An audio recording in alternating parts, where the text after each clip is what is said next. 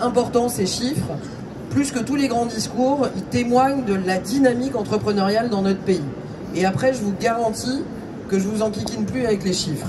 Mais au moins, ayez ces chiffres en tête. 1 072 000 boîtes se sont créées en 2022.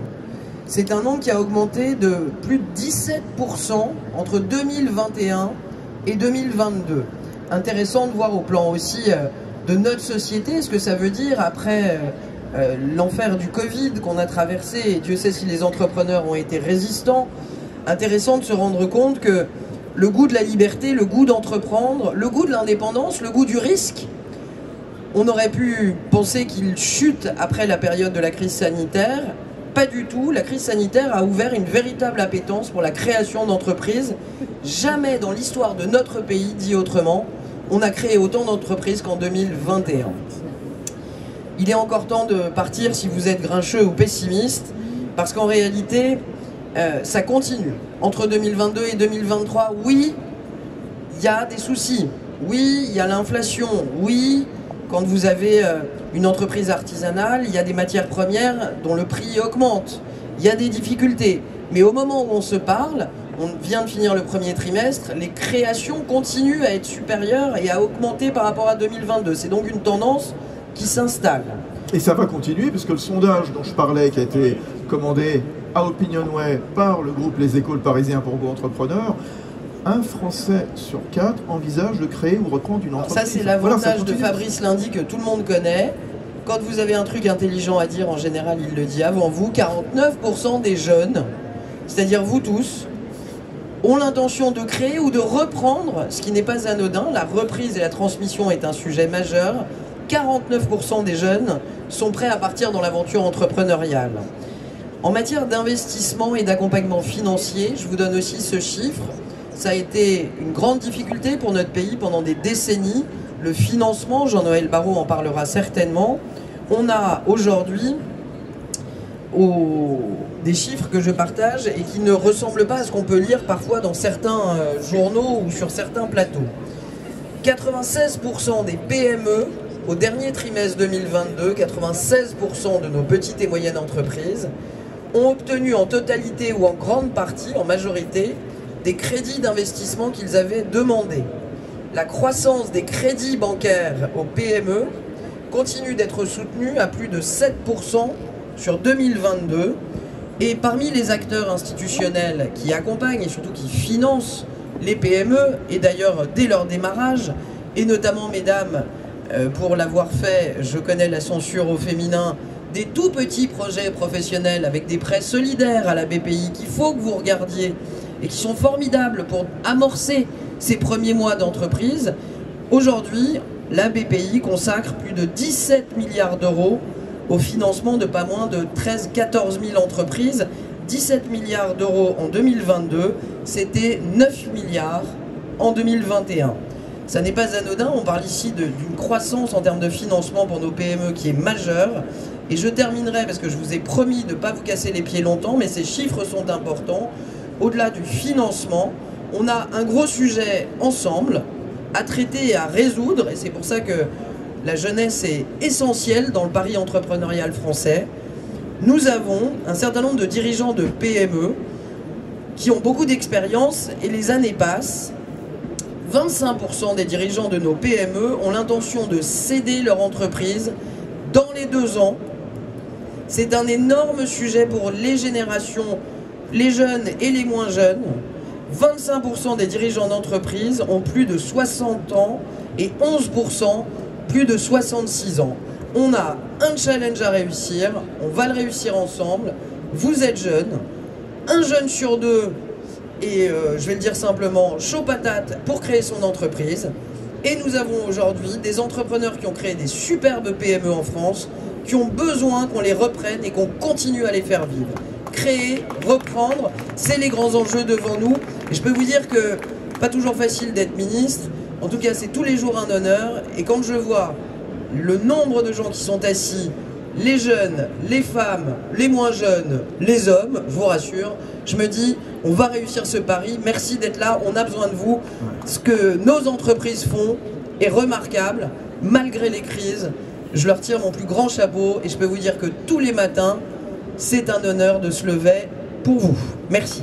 Voilà, c'est très bien dit en effet. Il y a la création d'entreprise, il y a aussi la reprise d'entreprise, un point sur lequel vous avez insisté. Et auparavant, c'était le président Dominique Restineau à la tête de la CCIP qui montrait le chemin. Monsieur le ministre Jean-Noël Barrot, donc en charge du numérique, des télécommunications, le numérique aussi, secteur flamboyant. Vous rappeliez le chiffre 29 licornes. Là aussi, c'est un secteur sur lequel la France n'est pas en retard et il faut continuer d'accélérer. Oui, merci beaucoup pour l'invitation et bravo à Pierre Houette pour l'organisation de cette 30e édition. Je vais m'associer aux propos qu'a tenu à l'instant positif Olivia sur ce record historique, ce million franchi de création d'entreprises dans notre pays, alors même qu'on traverse une période d'incertitude économique particulièrement forte.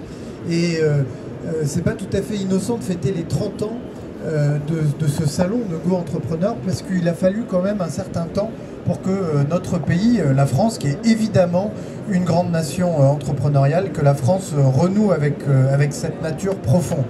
Et pour tenir ce rang de grande nation entrepreneuriale, il faut un certain nombre d'ingrédients.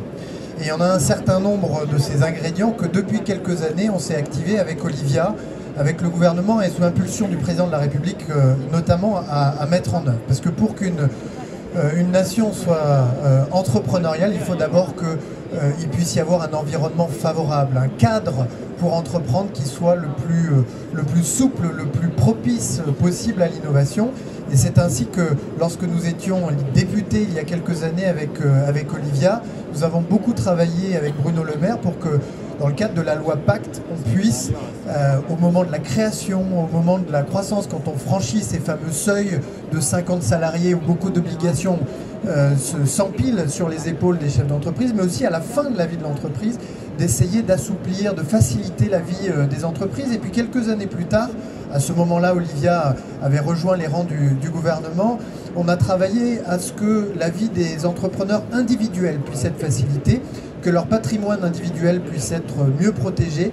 Et je crois que ce cadre réglementaire dans lequel évoluent les entrepreneurs, qui a beaucoup évolué ces dernières années, on peut dire ces dernières décennies, depuis le début des années 2000, explique une partie de ce regain, de ce renouveau de l'entrepreneuriat en France.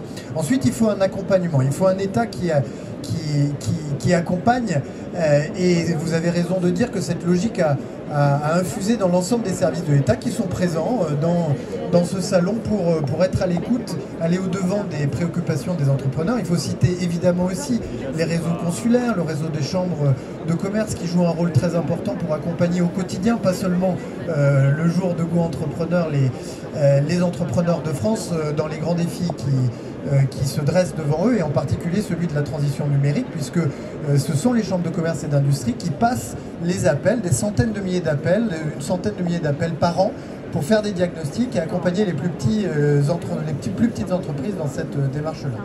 Il faut ensuite, évidemment, pour tenir le rang de grande nation entrepreneuriale, cultiver cette culture de l'entrepreneuriat, et je suis heureux de voir que les écoles sont présentes aujourd'hui sur le salon.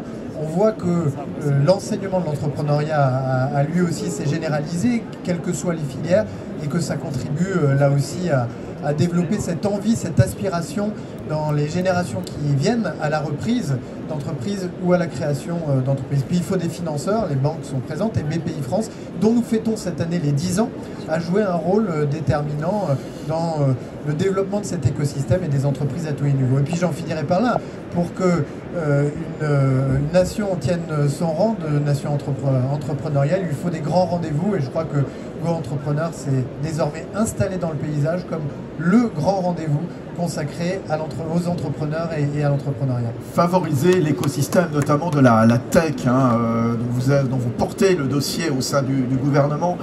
Quand on crée des entreprises, il y a des besoins extrêmement importants en matière d'IA, d'intelligence artificielle, en matière de cyber, en matière de quantique également.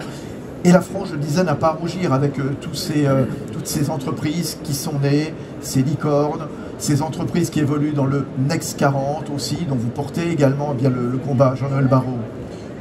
En quelques années, en 10 ans en réalité, puisqu'on fête aussi les 10 ans de la French Tech en 2023, on a démontré que la France était capable de faire émerger des grandes entreprises du digital, des éditeurs de logiciels dont les applications sont désormais utilisées au quotidien par nos concitoyens, vous les connaissez.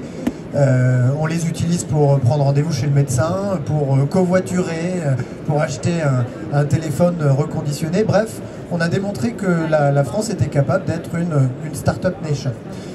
Dans la décennie qui s'ouvre, pour la deuxième décennie de la French Tech, notre objectif c'est de montrer que la France est aussi capable de maîtriser ce que l'on appelle les infrastructures numériques. Ce sur